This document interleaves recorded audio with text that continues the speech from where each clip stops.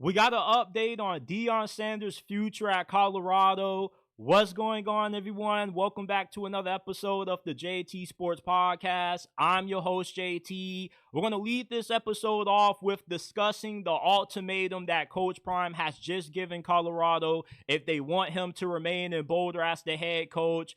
Brian Kelly just told a huge lie about why he left Notre Dame for LSU. This man is easily the most least likable coach in college football, and it's not even close because he continues to refuse to accept any accountability at all, and it's a large reason why LSU football continues to underachieve with him as the head coach. Miami fans are in extreme denial about the direction that this program is heading under Mario Cristobal. Yeah, he hired a new defensive coordinator that's pretty good from Minnesota. He got Carson Beck out of the transfer portal, but I still believe that Miami fans are living in this false bubble of optimism when it comes to the direction that program is heading with Mario at the helm. And lastly, I got to open up about the addiction that I'm struggling with. Maybe some of you guys can help me out with it. Before we dive into it, make sure that you smash that like button, subscribe to the channel. Check us out on all podcasting platforms, Apple, Spotify, Amazon, wherever you get your podcast from. The JT Sports Podcast is available. The links are down in the description down below. If you enjoy, give us a 5-star review. We will greatly appreciate it. And let's dive into it. Deion just gave Colorado an ultimatum. If they want him to remain the head coach in Boulder, he wants them to give him more money to use for his coaching staff and NIL. And if not, if he doesn't get those demands met, he's going to end up dipping with his Louis luggage to take the Dallas head coaching job.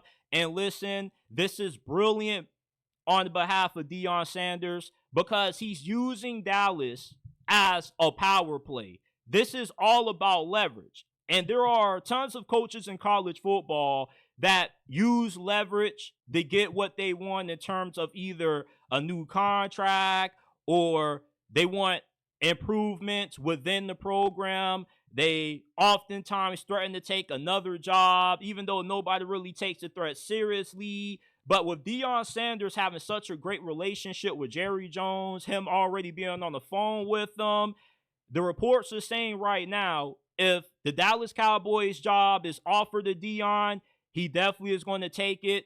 But I still believe that Deion's heart is with this Colorado football program. I still believe that he enjoys coaching college kids more than he ever would coaching at the NFL level, because there just is so much responsibility that comes with being an NFL head coach compared to you coaching at the collegiate level. You can be a little bit more loose. You can be more of yourself. When you're coaching in the National Football League, though, you can't connect with those NFL players the same way you can connect with these young athletes. And to me, this is nothing more but a power play on the behalf of Deion Sanders. I do expect him to remain in Colorado because I don't see how Rick George could allow Deion Sanders to walk out of the building. This is the best thing to ever happen to the community of Boulder in a very long time. When Deion Sanders arrived there with his Louis luggage, he brought soul and hope to that community. He sold out the spring game. He has everybody tuning in to watch a program that has been irrelevant in the landscape of college football for over the last 2 decades. I don't get what the holdup is when it comes to Colorado giving Deion what he wants to stay there. If you want to come out and say that him leaving because he wants more money and he wants more NIL backing, I don't get how you can be upset with him when it comes to that, because you gotta have money if you want to win in today's age of college football. You got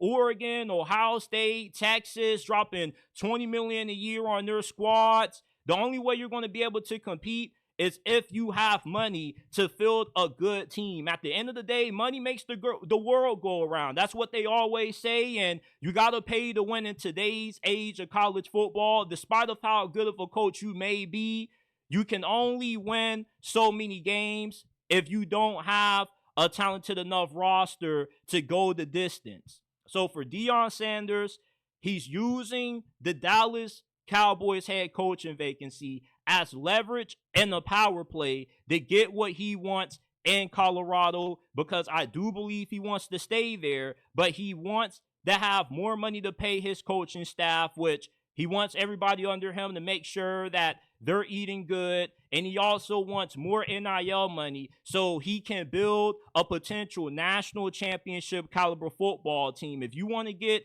these 5- and 4-star recruits to come play in Boulder, Colorado, you got to fork up the money necessary to do so, because recruiting at Colorado is a very difficult task. Although Deion has a lot of star power because of his name and his reputation, being an NFL Hall of Famer, money talks.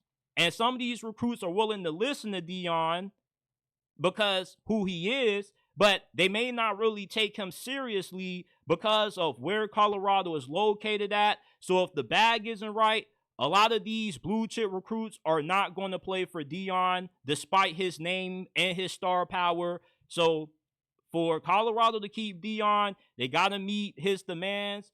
Brian Kelly is easily, in my opinion, the most least likable coach in college football, because not only does he refuse to accept accountability for LSU's shortcomings under him, but he's a big liar. So he just came out and said that fans misinterpreted his reasons for leaving Notre Dame, jumping ship, the gold coach in Baton Rouge, Louisiana at LSU. Even though he was pretty straightforward about why he left. Initially, when he took the LSU head coaching job, he said he left Notre Dame because he wanted to be in an environment where he had more resources to win a national championship.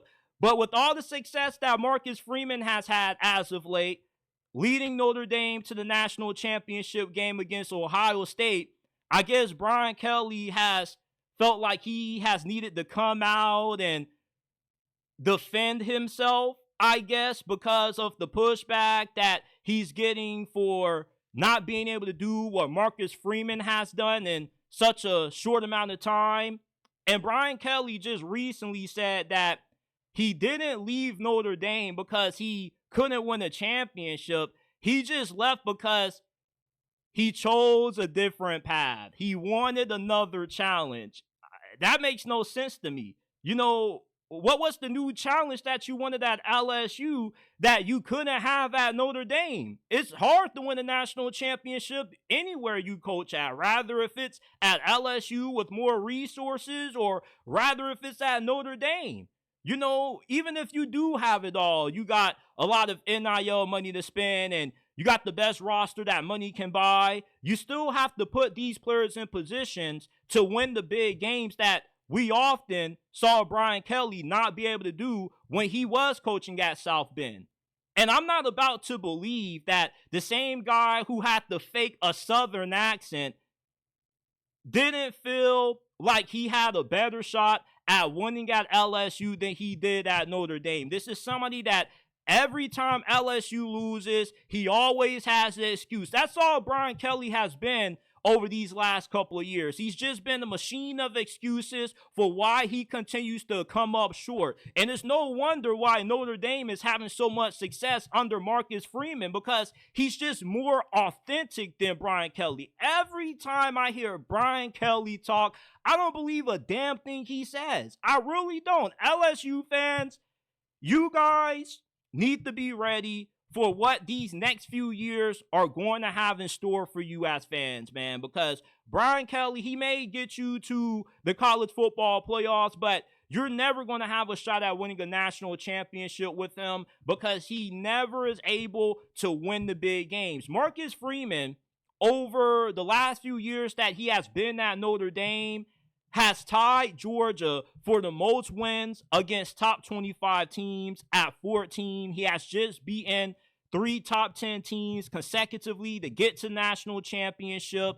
Indiana, Georgia, recently Penn State in the previous round. Even if they lose to Ohio State, what Marcus Freeman has done in such a short amount of time in South Bend has already transcended what Brian Kelly did for so many years when he was the head coach of the Fighting Irish. Marcus Freeman has quickly risen among the ranks of the elite coaches in college football. And I think at this point, we have to call Marcus Freeman an elite coach because look how he has elevated this program. Before he got the head coaching job, you know, it was believed that Notre Dame was never, ever going to be able to compete with the big boys of college football. Yeah, you can say that beating Penn State isn't really that impressive because James Franklin sucks against good teams, 1-18 against top 5 opponents. Yeah, he beat a down Georgia team, but at the end of the day, he has had more success in the postseason than what Brian Kelly has had. Every time Brian Kelly had Notre Dame and these big playoff matchups, when he had them in the national championship against Alabama, they never had a chance. With Marcus Freeman this year, although they are a touchdown underdog against Ohio State, you still feel like they have a shot because of what he's been able to do, what he's been able to instill in that locker room. When Brian Kelly gave his exit speech to the players, nobody seemed to care. Why do you think none of those Notre Dame players that Brian Kelly recruited followed him to LSU? But yet, when he walked out and Brian Kelly walked in the room, everybody was cheering. Everybody had happy expressions on their face. Notre Dame losing Brian Kelly to LSU was the best thing that could have ever happened to this program. LSU did the Fighting Irish faithful a favor when they took Brian Kelly off their hands, man, because all that did was help Notre Dame reach a level that they were unable to get to under Brian Kelly. This dude is a liar, he's a fraud, and he's nothing but an excuse machine. Miami fans are in denial about Mario Cristobal. I continue to hear the excuse that it takes 5 years to turn around a program when that couldn't be anything further from the truth. We just saw Curt Cignetti in his first season at Indiana lead that program to their best season ever in the appearance in the college football playoffs. What about Rhett Lashlee? In his third season at SMU, he took that program to the ACC championship game despite playing in their first year in the Power 4 conference, and he also made it to the college football playoffs. I didn't see Curt Cignetti and Rhett Lashlee losing the teams that they were favored to beat. So why is it that you have Hurricane fans that just keep living in this false bubble of optimism that Mario Cristobal is a good head coach? This dude is the definition of mid. When you have a huge NIL backing, you are coaching at a program that is located in the hotbed for the best high school recruits in America. If Mario Cristobal is such a great recruiter, why couldn't he keep Jeremiah Smith from leaving home? Why is Jeremiah Smith not playing in a Miami Hurricanes uniform and instead going up north to play for a national championship at Ohio State? You know, Miami has some of the best facilities in college football, and yet Mario Cristobal has continued to do less with more. If it wasn't for Cam Ward this past season, Miami never would have won 10 games. They would have been an 8-win team at best because Cam Ward saved Mario Cristobal's ass for the majority of last season against Virginia Tech, against Cal, when they were getting into a shootout with Duke. That pretty much told me everything I needed to know about what's to come for Mario Cristobal in these next couple of years that he's the head coach of Miami. I just don't have any faith that he is the right head coach to restore Miami football to the level that they used to be in the early 2000s, in the 80s when they had Jimmy Johnson as the head coach. You want to know what's strange? Mario Cristobal, before the start of this season, he hired a clock management coach. And yet, his clock management still sucked this year. You know, it doesn't matter if you bring in a new defensive coordinator. Yeah, the dude that they're bringing in from Minnesota is going to be an upgrade from Lance Guidry. Yeah, Carson Beck is going to be a solid starter. But it still doesn't matter because the main problem still remains, that being Mario Cristobal. He's not a good head coach. Eventually, a lot of Miami fans are about to realize that Mario is continuing the same cycle when it comes to head coaches at this program that we've seen for the last 14 years. The same excuses that people are using to defend Mario Cristobal are the same excuses that they made for Al Golden. Remember, he needed more time. They said the same thing about Mark Richt. What about Manny Diaz? You know, it just continues to be the same rinse, wash, and repeat cycle when it comes to head coaches with Miami football. And I don't have any hope that Miami is going to surpass the level that they reached with Cam Ward, the greatest quarterback to ever lace up the cleats for Miami, because Carson Beck is no Cam Ward. He's good, not great. He's not going to be able to overcome the level of incompetent coaching that he's going to receive from Mario Cristobal.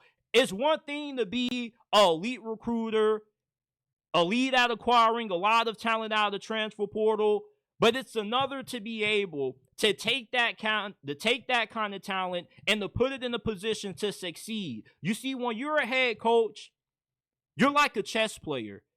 Every coach that you go up against every single week your team plays has access to the same chess pieces. But what separates the best players in chess from the average to bad chess players are how well they can put their opponents in position to win the game. And Mario Cristobal does a poor job of that. To me, he's the second coming of Jimbo Fisher. Jimbo Fisher had the same issues at Texas A&M. Bad clock management, great recruiter, but just an average to below average game day head coach. I just don't have any optimism that Miami is going to be competing for a spot in the college football playoffs or for the ACC title. I'm not about to believe in Mario Cristobal when you got Dabo Swinney making changes, actually using the transfer portal, bringing in Tom Allen as his defensive coordinator. You got Bill Belichick coaching at North Carolina now.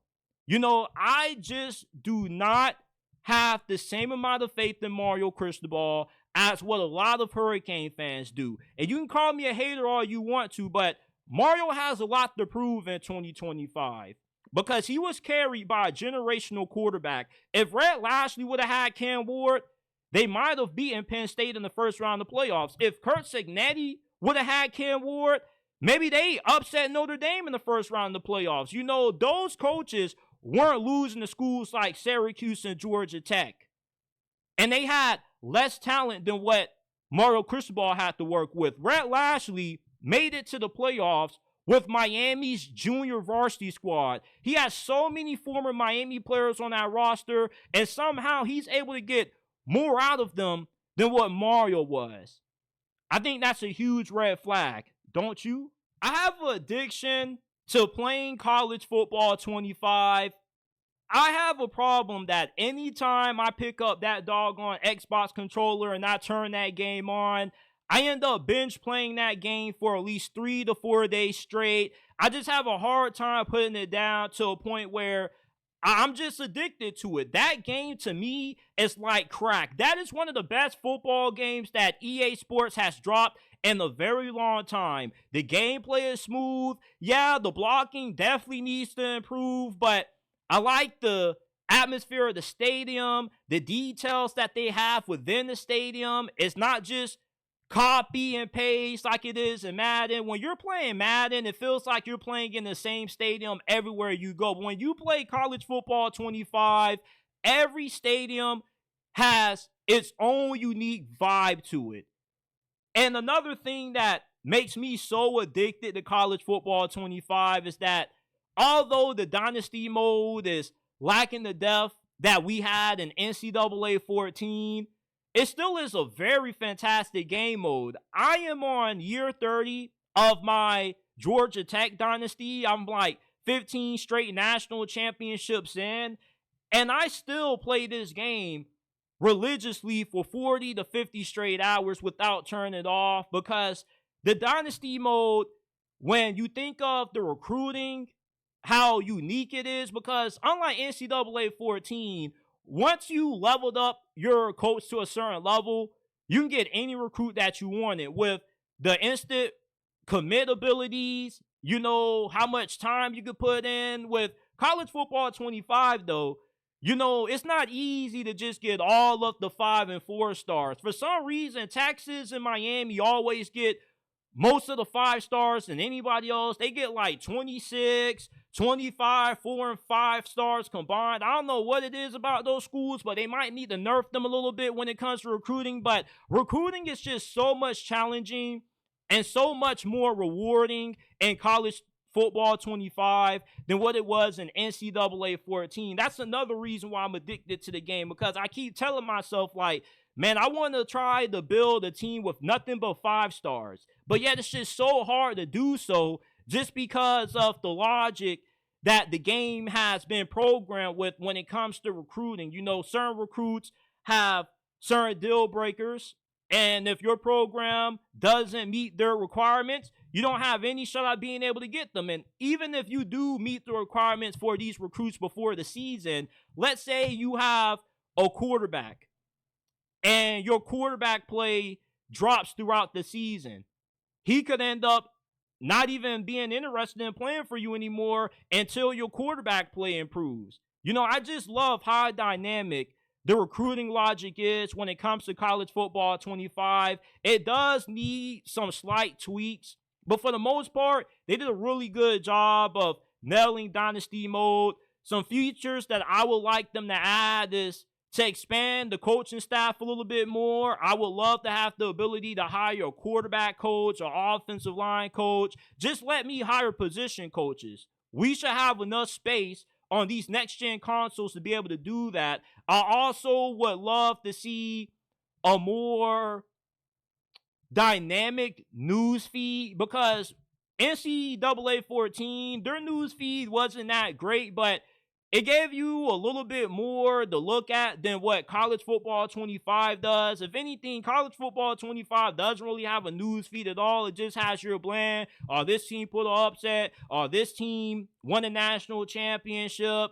It's just too bare bones and bland. I feel like the awards could be a little bit better. I still find it strange how they got the licensing for the players in the bowls, but they don't have the licensing for the official awards. So hopefully they can get that figured out and they can get that situated. Road to Glory, I don't really touch that much, just because, unless you're playing quarterback, it's just hard to have a really good Road to Glory experience if you're playing any other position on offense, like running back or wide receiver, because the AI logic with the play calling is just so annoying. Like, I committed to play for USC, and Lincoln Riley is one of the best quarterback developers in the history of college football, and yet every time I take the field for USC, it's the same old running plays. Maybe they call a few passing plays here and there, but most of them just involve heavy tight end sets. It's just, they need to improve the AI logic with the play calling and Road to Glory. When you're playing wide receivers, like some of the quarterbacks, I was playing wide receiver for Colorado one time, and Deion Sanders couldn't throw me an accurate pass to save his life. He was throwing interceptions left and right. They need to improve the AI logic when it comes to Road to Glory, and they definitely need to improve the blocking, because it's impossible to play running back on RTG, man. It just is so tough, because first of all, if you make a speed back, as soon as the dude gets hit 5-6 times, the wear and tear system automatically has the dude about to get injured if he takes one more hit. They got to get a little bit better with the wear and tear system. I understand that, certain players, depending on the weight, they're going to get more prone to get worn down over the course of a game. But, you know, you can kind of slightly tweak it. It makes no sense for me to have 90 toughness, 99 injury, and yet my wear and tear, as soon as I get hit like the sixth time after my sixth carry, I'm already in the red. You know, but other than those few nitpicks, I really enjoy playing this game. This game to me is like crack because I actually feel like I'm immersed as a head coach at a Division I football program. You know, hopefully they can get coaching mode right, because coach mode was one of my favorite features about NCAA 14. That's when you just call the plays and the CPU will run them. You weren't able to control what they do. Coach mode is unplayable this year, so hopefully they can get that figured out. But if they can improve the logic with a lot of the play calling and the players, this game could be incredibly good. And I'm looking forward to College Football 26 coming out. If they can build on what they already have right now, 26 could be the best football game that we've had since Madden 13, Madden 25. Those are the last few football games that EA has put out that were actually good outside of NCAA 14. But this is it for this episode of the JT Sports Podcast. I appreciate you guys for tuning in. Smash that like button, subscribe to the channel if you're new so you don't miss when we drop new content and when we go live. Give us a 5-star review if you enjoyed this episode. Links are down in the description down below. You can find us on Apple, Spotify, Amazon, wherever you get your podcast from. The JT Sports Podcast is available. And I'll see you guys shortly with another episode.